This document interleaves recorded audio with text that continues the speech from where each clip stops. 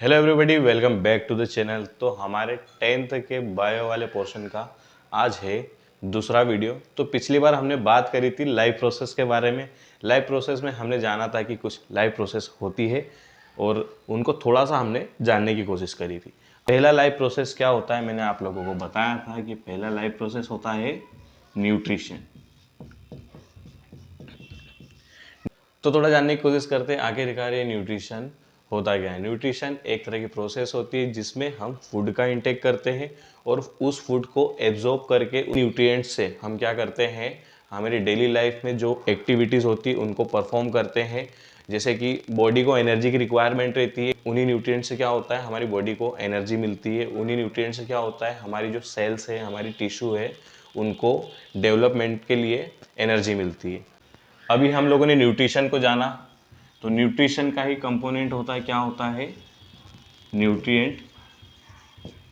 Nutrient भी दो प्रकार के होते हैं, एक होता है मैक्रो और एक होता है माइक्रो। मैक्रो न्यूट्रिएंट वो न्यूट्रिएंट होते हैं जिनकी हमको ज़्यादा अमाउंट की ज़रूरत होती है डेली लाइफ में, जैसे कि प्रोटीन। प्रोटीन की रिक्वायरमेंट हमको डेली लाइफ में ज़्यादा रहती है। वो क्यों रहती है, क्योंकि प्रोटीन क्या करता है, मसल बिल्ड करके देता है हमको। प्लस प्रोटीन क्या करता है, हमको टिश्यूज बिल्ड करने में मदद करता है। अगली बात समझ में। दूसरा मैक्रोन्यूट्रिएंट जो सबसे ज़्यादा इंपॉर्टेंट होता है वो होता है कार्बोहाइड्रेट। ये सबसे ज़्यादा इंपॉर्टेंट रहता है। ये सबसे ज़्यादा इंपॉर्टेंट क्यों होता है कार्बोहाइड्रेट, क्योंकि कार्बोहाइड्रेट से ही हमको एनर्जी प्रोवाइड होती है। क्या प्रोवाइड होती है, एनर्जी प्रोवाइड होती है। कार्बोहाइड्रेट ही बाद में ब्रेक होकर ग्लूकोज के फॉर्म में कन्वर्ट होता है और हमारी सेल्स को या हमारी बॉडी को एनर्जी प्रोवाइड होती है। और तीसरा होता है फैट। अब फैट की इंपॉर्टेंस क्या होती है मैं आपको बताता हूँ। इन केस कभी हमारी बॉडी में कार्बोहाइड्रेट नहीं रहा या हमारी बॉडी में एनर्जी नहीं रही, तो हम एनर्जी कहाँ से लाएंगे। फैट क्या होता है, ये एक तरह का स्टोर्ड कार्बोहाइड्रेट रहता है। जब भी हमारी बॉडी को रिक्वायरमेंट होती है कि जैसे कि कार्बोहाइड्रेट अगर हमारी बॉडी में प्रेजेंट नहीं है, तो फैट हमारी हेल्प करता है हमको एनर्जी प्रोवाइड करने में। क्या प्रोवाइड करने में, एनर्जी प्रोवाइड करने में। तो फैट क्या होता है, एक तरह का स्टोर्ड कार्बोहाइड्रेट होता है। आ गया समझ में। अब इधर माइक्रो में आ जाते हैं। माइक्रो न्यूट्रिएंट्स में क्या होते हैं, एक तो विटामिन हो गया और दूसरा क्या हो गया, मिनरल्स हो गया। क्या हो गया, मिनरल्स हो गया। बाकी हमारी बॉडी में जो दूसरी रिक्वायरमेंट्स रहती है, जो कि बहुत कम क्वांटिटी में हमको ज़रूरत होती है, उसको क्या कहते हैं, माइक्रोन्यूट्रिएंट्स। उसके एग्जांपल क्या है, विटामिन और मिनरल्स। तो भैया न्यूट्रिशन की कुछ इस तरह से कहानी थी, लेकिन ये कहानी अभी नहीं ख़त्म होती है। न्यूट्रिशन में अभी कुछ और भी आने वाला है। न्यूट्रिशन में भी दो प्रकार होते हैं। आप सोचते होंगे कि सर कहाँ बायोलॉजी में बार बार इसके दो प्रकार होते हैं, इसके तीन प्रकार होते हैं। तो भाई साहब यही फंडा होता है बायोलॉजी का, आपको कहीं ना कहीं दो तीन प्रकार तो ज़्यादा देखने को मिल ही जाते हैं। तो न्यूट्रिशन भी दो प्रकार के होते हैं। एक होता है ऑटोट्रॉपिक न्यूट्रिशन होता है और दूसरा कौन सा होता है, हेट्रोट्रॉपिक न्यूट्रिशन। ऑटोट्रॉपिक वो मोड ऑफ न्यूट्रिशन होता है जिसके अंदर जो ऑर्गेनिज्म होता है उसको किसी भी ऑर्गेनिज्म पर डिपेंडेंट नहीं होना पड़ता है। वो इनऑर्गेनिक मटेरियल्स को एब्जॉर्ब करके अपना फूड खुद बनाता है। For example plant. प्लांट क्या करता है, इनऑर्गेनिक मटेरियल्स लाइक सनलाइट हो गया, साथ ही में ज़मीन से पानी हो गया, इन सबको एब्जॉर्ब करके वो क्या करता है, अपना खाना खुद बनाता है। आ गया समझ में।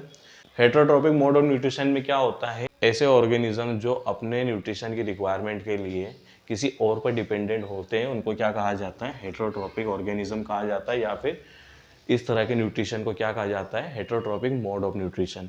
अभी तो आप लोगों को समझ में आ गया होगा कि ऑटोट्रॉपिक और हेट्रोट्रॉपिक मोड ऑफ न्यूट्रिशन होता क्या है। इसमें क्या होता है, जो ऑर्गेनिज्म होता है वो अपना फूड खुद से बनाता है। इसमें ऑर्गेनिज्म क्या होता है, किसी और पर डिपेंडेंट होता है। इसका एग्जाम्पल क्या हो जाएगा, सबसे बड़ा एग्जाम्पल हो गए हैं हम ह्यूमन बींग। हम क्या करते हैं, जाते हैं दुकान पर, राशन लाते हैं, खाना पकाते हैं, खाना खाते हैं, उसको डाइजेस्ट करते हैं, फिर बाद में वो अपनी बॉडी में जाता है और बॉडी में वो एनर्जी के फॉर्म में कन्वर्ट होता है। फिर हमारी बॉडी में उस एनर्जी के फॉर्म का यूटिलाइजेशन होता है। अब थोड़ा सा हम ऑटोट्रॉपिक मोड ऑफ न्यूट्रिशन को थोड़ा सा जान लेते हैं। तो मैंने आप लोगों को बताया था कि ऑटोट्रॉपिक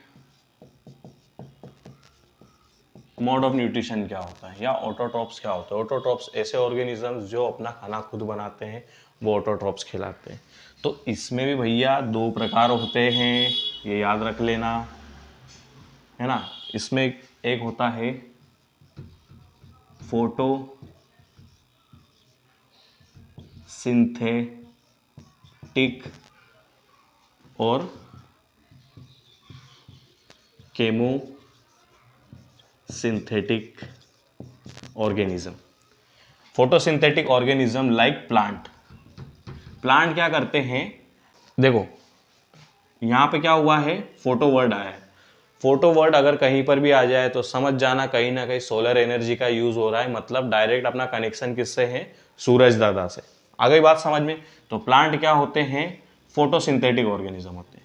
अब इधर केमोसिंथेटिक देख लेते, केमोसिंथेटिक क्या होता है।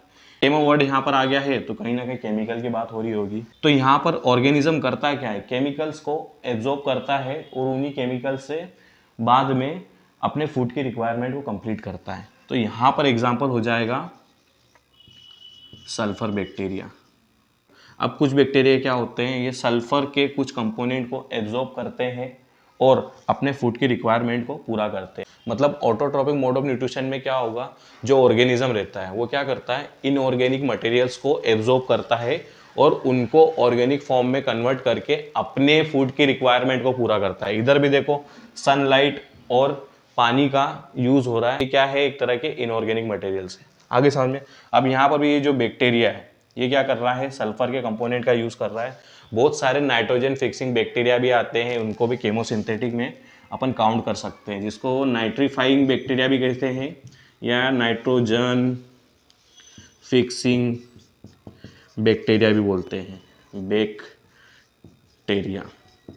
तो इस तरह का कुछ ऑटोट्रॉपिक मोड ऑफ न्यूट्रिशन होता है। अब अपन जाते हैं हेटेरोट्रॉपिक मोड ऑफ न्यूट्रिशन की ओर। तो अब हम जानने की कोशिश करते हैं हेटेरोट्रॉपिक मोड ऑफ न्यूट्रिशन क्या होता है। ऑटोट्रॉपिक अपन ने पढ़ लिया, अब अपन पढ़ते हैं हेटेरोट्रॉपिक मोड ऑफ न्यूट्रिशन। आखिरकार ये हेटेरोट्रॉपिक मोड ऑफ न्यूट्रिशन होता क्या है। तो मैंने आपको जैसे कि बताया था कि हेटेरोट्रॉपिक मोड ऑफ न्यूट्रिशन में जो ऑर्गेनिज्म होता है वो क्या करता है, अपने न्यूट्रिशन की डिमांड को पूरा करने के लिए किसी और पर डिपेंडेंट होता है या कहीं ना कहीं डिपेंडेंट होता है। आगे बात समझ में। तो इसके अंदर भी भैया तीन प्रकार के मोड ऑफ न्यूट्रिशन होते हैं।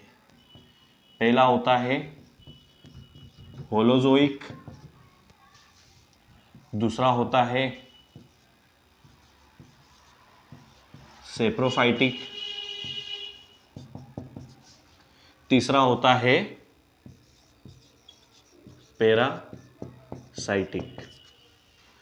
होलोजोइक मोड ऑफ न्यूट्रिशन में क्या होता है, इसके अंदर जो ऑर्गेनिज्म होता है वो क्या करता है, सॉलिड फॉर्म में न्यूट्रिएंट्स को एब्जॉर्ब करता है। किस फॉर्म में एब्जॉर्ब करता है, सॉलिड फॉर्म में।